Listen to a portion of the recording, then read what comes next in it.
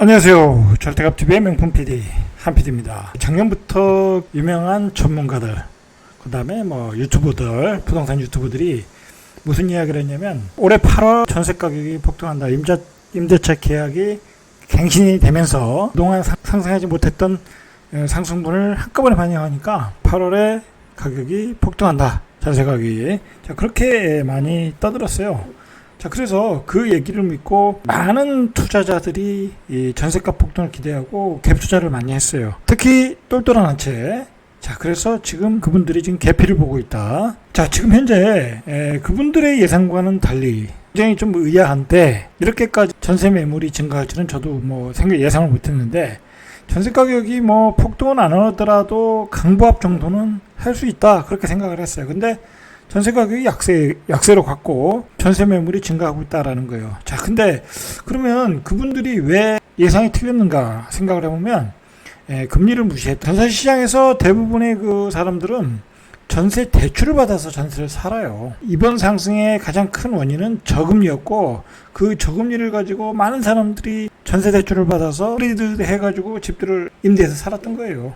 새 아파트, 큰 아파트, 입지 좋은 아파트를 살았던 거예요. 근데 금리가 올라가니까 감당을 못하는 거죠. 소득은 똑같고 금리가 올라가니까 2배의 이자를 내다 보니까 올라가는 전세금을 감당 못하고 현재의 전세금도 감당 못하고 자, 그러니까 다 월세로 가더라는 거예요. 월세로 가더라. 그러면서 전세 시장이 안정을 찾았다라는 거예요.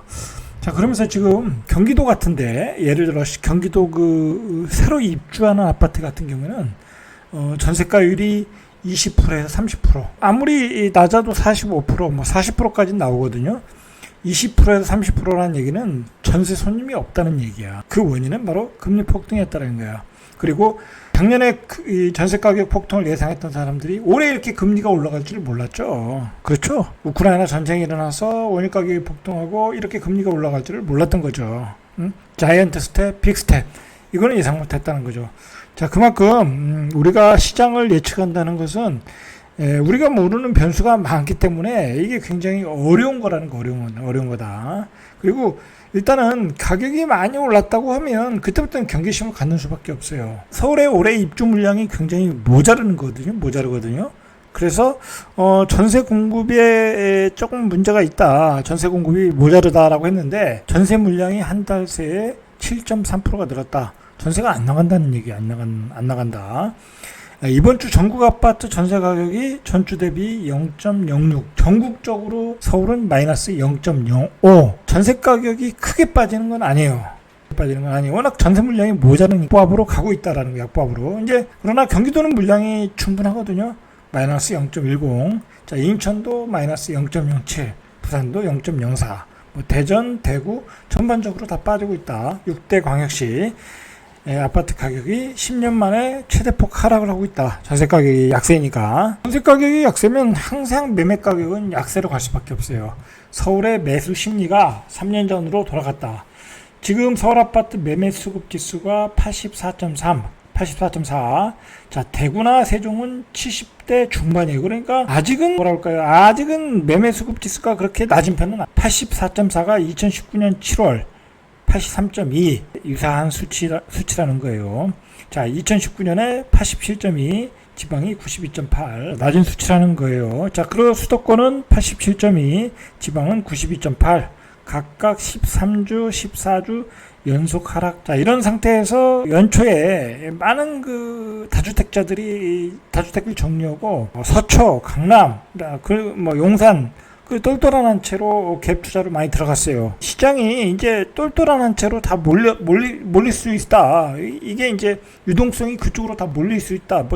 그렇게 생각을 한 거죠. 신문에서도 계속 떠들었고. 자, 그래서 많이 갭 투자를 했죠. 토지 거래 허가 지역이 아닌 지역은 갭 투자가 가능한 거니까. 자, 갭 투자를 했어요. 갭 투자를 했는데 결과가 어떻게 되냐. 전세 가격이 하락하고 있다. 그리고 전세 가격이 오른다는 말을 믿고 샀다. 유튜버들이 8월부터 전세 가격이 오르면서 갭 투자하기 좋은 시절이라고 얘기했다는 거예요. 이 갭 투자 하신 분들 그 증언에 의하면. 그때 많이 그랬어요. 지금도 유튜브 옛날 거 보시면 올 8월에 전세 가격 폭등하고 올 상반기에 집값 약세했다가 8월부터 다시 폭등한다. 그렇게 생각했던 거예요. 그래서 강남으로 서초로 다 들어간 거예요. 왜 들어갔겠어요? 강남은 오르면은 막 몇 억씩 오르니까 쉽게 몇 억을 벌기 위해서 들어간 거예요. 몇 억을 벌기 위해서. 자, 근데 문제는 뭐냐면 강남이라는 데는 예를 들어 뭐 30억짜리 아파트면 전세가 뭐 20억이라고 하면 거기서 한 뭐 전세 가격이 떨어지면 1, 2억, 2, 3억 막 그렇게 억대로 떨어지는 거잖아요. 그러면 나갈 때 그 돈을 메꿔줘야 돼. 그래서 이 갭 투자하신 분들이 지금 자금 조달에 비상이 걸렸다라는 거야. 응? 예를 들어 전세 가격이 들어올 때는 17억이었는데 이제 금리가 올라가니까 더 이상 감당이 안 되니까 나오겠죠. 전세 사시는 분들도 대출을 많이 받았을 테니까. 자, 그러니까 2억을 내줘야 되는 거야. 15억에서 2억을 내줘야 돼. 들어오는 사람 거 15억이고 2억을 내줘야 돼. 그 2억을 못 구해가지고 지금 난리가 났다라는 거야. 지금 강남에서. 자, 이 갭 투자라는 게 자기 돈을 가지고 사는 게 아니잖아요. 남이 돈을 가지고 투자를 하는 거잖아요. 결국은 이렇게 전세 가격이 떨어지면 그냥 한 방에 다 날리는 거야. 한 방에 다 날리는 거야. 아주 어려운 지경을 당하게 되는 거죠. 얼마 전까지만 해도 그 부동산 전문가들이 금리가 올라가는 것과 집값의 하락은 상관이 없다. 그렇게 얘기했죠. 자, 그런데 그게 그런 무식함이 그대로 이제 이번에 드러난 거죠. 이제 뭐냐면 결국은 전세 가격이 상승을 못하면 집값 상승은 어렵거든요. 자, 문제는 정부가 전세 대출을 규제를 했다라는 거야.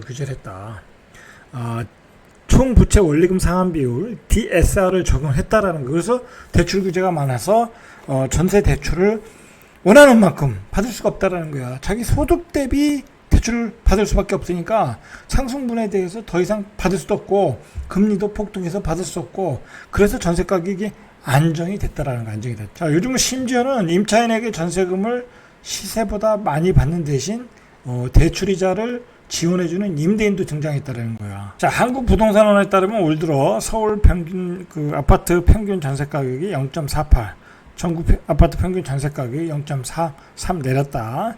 전세 가격이 이렇게 안정화되고 있다. 그러니까 매매 가격도 안정화되고 있는 거예요. 사례를 한번 보시죠. 송파구의 대단지인 헬리오시티의 전세 가격이 전용 면적 5구제곱미터가 10억 3천만 원 정도에 거래가 됐어요. 근데 최근에 8억 8천. 자, 그러면 1억 5천 정도가 모자르죠. 그러니까 이거 갭 투자한 사람은 10억 3천만 원. 예를 들어 아파트 가격이 한 15억이면 10억 3천, 한 5억 가지고 투자한 거예요. 5억 가지고 투자했는데 결국은 한 1억 5천 정도를 더 메꿔줘야 된다. 이런 상황으로 지금 몰려가고 있다라는 거야. 자, 이런 상황이 되면 어떻게 되겠어요? 급매물이 나오겠죠? 그러니까 지금은 이렇게 전세 가격이 하락하고 안정이 되면 급매물들은 시장에 더 나올 수 있다라는 얘기예요. 강남구 역삼동의 강남 센트럴 아이파크 5구제곱미터가 상반기까지만 해도 한 14억에서 15억대. 자, 그런데 8월 기준으로 한 12억대, 12억 5천까지. 자, 그러니까 2억 5천에서 2억 정도가 이제 어디서 구해다 내줘야 되는 거죠. 임차인에게. 자, 이렇게 어려운 상황으로 가고 있다. 자, 이렇게 되면 강남의 아파트도 이제 폭락을 하는 거예요. 제가 몇 주 전만 해도 얘기했잖아요. 기다리라고. 강남 아파트 폭락한다고. 지금 강남 아파트가 호가가 1억씩 계속 떨어지고 있어요. 얼마 전에 이제 신고가 사신 분들은 고생하겠죠. 자, 전용 면적 5구제곱미터의 레미안 퍼스티지의 전세가가 최고 17억, 한 25억 할래나요? 23억 매매가가. 그러면 이것도 갭 투자 한 5, 6억 가지고 한 거야. 근데 요즘 전세가가 15억. 이분도 2억을 내줘야 되죠. 자, 전세 만기에 전세값을 올려받아 자금을 해결할 것을 염두에 두고 집을 산 사람들이 지금 어려움을 겪고 있다. 전세 가격이 기대에 못 미치니까 빌린 돈을 일부 상환해야 하는 처지에 몰린 사람들이 많다. 지금. 자, 이렇게 되니까 강남에 급매물들이 나오는 거예요. 그러니까 이게 세상에 뭐 돈을 쉽게 벌 것 같죠? 뭐 똘똘한 채 가니까 여기 담궈놓으면 전세값 폭등하면 또 사람들이 와서 집을 사겠지. 그렇게 쉽게 생각한 거죠. 자, 그렇게 쉽게 돈을 벌 것 같았으면 다 돈 벌었겠죠. 그렇지 않겠습니까? 자, 전세 매물이 증가하고 있다. 자, 부동산 빅데이터 업체 아실에 따르면 8월 7일 기준으로 한 달 전에 29,945건 그 정도 했는데 한 달 전에 비교해서 7.3%가 증가했다는 거예요. 32,145건 7.3%가 증가했다. 지역별로도 이렇게 골고루 증가를 하고 있어요. 자, 원인은 금리 인상 그리고 DSR 규제 그리고 대출받는 것이 쉽지 않았다. 이게 원인이었다는 거예요. 경기도는 더 심각해요. 지금 경기도 성남시의 주원구에 이편한 세상 금빛 그랑 매정. 가구수가 어마어마하네요. 5구 제곱미터 전세 가격이 지난 6월에 4억에서 5억대를 형성했는데 최근에 3억 5천, 한 1억에서 1억 5천 정도가 빠졌네요. 한 1억 정도. 일부 경기적인 세입자가 나타나지 않아서 전세 대비, 아파트 시세 대비 전세가율이 20에서 30. 어느 아파트가 그런가 봐야죠. 수원 매교역 프로지오 SK뷰 3,600가구. 여기 전세 매물이 어마어마해요. 7월 말부터 입주가 진행 중 2단지의 전세 가격 호가는 꾸준히 하락하고 있는데 전용 면적 8사의 전세 가격은 3억. 자, 입주 직전 호가는 4억에서 4억 5천. 자, 어마어마하게 떨어졌죠. 전세 가격이. 이게 매매가 대비 한 20%밖에 안 된다는 거야. 뭐 호가는 매매가 호가는 한 10억 나오는 것 같아요. 그러니까 이제 전세가율이 3억이다라는 거예요. 이 매매 가격이 이 매교역 프로지오 SK뷰가 10억이다. 수원은 상대적으로 굉장히 고평가되어 있어요. 제가 생각하기로는 상대적으로 굉장히 고평가되었다. 자, 이거 만약에 10억에 사면 고점에 사는 거예요. 제가 보기엔. 자, 윤석열 정부 들어와서 집값도 폭락하고 전세 가격도 안정되고 있어요. 자, 윤석열 정부가 요즘 뭐 이런저런 이유로 뭐 굉장히 그 지지율이 떨어지고 있잖아요. 여러 가지 좀 뭐 권력 싸움이라고 할까요? 뭐 그런 것 때문에 떨어지고 있는데 어쨌든 윤석열 정부가 탄생한 것은 집값의 안정을 잡아라. 집값을 잡아라. 그게 이제 국민들의 응원이었잖아요. 자, 근데 그건 성공을 하고 있어요, 지금. 오히려 경찰력을 걱정할 정도니까. 지금 윤석열 정부에서 시장을 잡겠다고 뭐 특별하게 내는 게 없어요. 특별하게 내는 게 없는데, 그냥 시장 경제로 가는 거, 놔두는 거, 그리고 뭐 예를 들어서 신규 아파트 입주 요건을 강화해서 반드시 입주해야 되는 조건을 걸었잖아요. 뭐 그런 거 다 없애고, 뭐랄까요, 상생 임대, 그런 거, 예를 들어 아주 바람직한 정책들이 나왔어요. 제가 보기엔 잘 하고 있어요, 지금. 집값 안정을 위해서는 잘하고 있다. 자, 어쨌든 그런 면에서는 성공을 하고 있어요. 성공을 하고 있다. 자, 서울 아파트 월 평균 전세 가격이 하락한 것은 2019년 4월 이후에 3년 3개월 만이다라는 거예요. 전세 가격도 이렇게 안정되고 있다. 자, 그러니까 이게 지난 좌파 정부에서는 막 전세값, 집값을 잡으려고 모든 규제를 썼는데 그게 다 역효과를 냈다라는, 쓸데없는 짓 해가지고 집값만 급등하고 전세 가격만 급등시키고, 임대차 보호 3법. 자, 전세가 급등하니까 집값이 올라간 거잖아요. 그죠? 자, 전세 가격이 이렇게 안정된 것은 그냥 윤석열 정부는 시장 경제로 규제 완화만 했을 뿐이다. 자, 그런데다가 이제 내일 드디어 250만 플러스 알파를 발표해줘. 이러면 시장 심리가 확 죽는 거야. 확 죽어서 이제 거래가 완전히 말라버리는 거예요. 그래서 서울의 누적 하락률은 그렇게 크지 않아요. 통계상으로 볼 때. 예를 들어 2020년도에 17%, 15% 막 올랐는데 지금 하락률은 2, 3%도 안 돼요. 그러나 매매 가격이 전반적으로 하락 모습들은 중요한 단지에서 보이고 있다라는 거예요. 자, 그래서 동작구 흑석동의 아크로 리버하임, 이거 시세를 리딩했던 단지죠. 지난달 25일에 19억 8천만 원에 거래됐다. 그리고 염리동의 마포 프레스티지 자이, 자, 여기 분양권도 25억에 거래됐다. 자, 20억 이하로 거래된 게 의미가 있다라고 해서 신문 기사에 나왔던 얘기예요. 자, 이 아크로 리버하임은 분양가가 8억도 안 됐어요. 7억 얼마로 내가 기억나거든요. 그러면 거의 3배 올랐다가 요거 조정받은 거야. 아직도 한참 떨어지려면 멀었죠. 자, 그 다음에 성파 이제 3억씩 떨어지고, 고덕 한 2억씩 떨어지고, 하남도 한 3억씩 떨어지고, 미사도 한 2, 3억 떨어졌고, 자, 이렇게 다 떨어지고 있더라. 노도강도 폭락하고 있고, 전체적으로 폭락을 하고 있는데, 이 폭락이 전반적으로 이제 확산되는 단계로 가고 있는 거예요. 이제 단지별로 떨어졌는데, 이제 그 떨어진 가격이 이제 평준화되는 거야. 그러면 또 거래가 안 돼. 그 가격에 거래 매물이 또 쌓이면 폭락한 가격에 매물들이 계속 내 것도 사주세요 하면서 계속 매물이 쌓일 거 아니에요. 그게 거래가 안 되면 또 떨어지는 거야.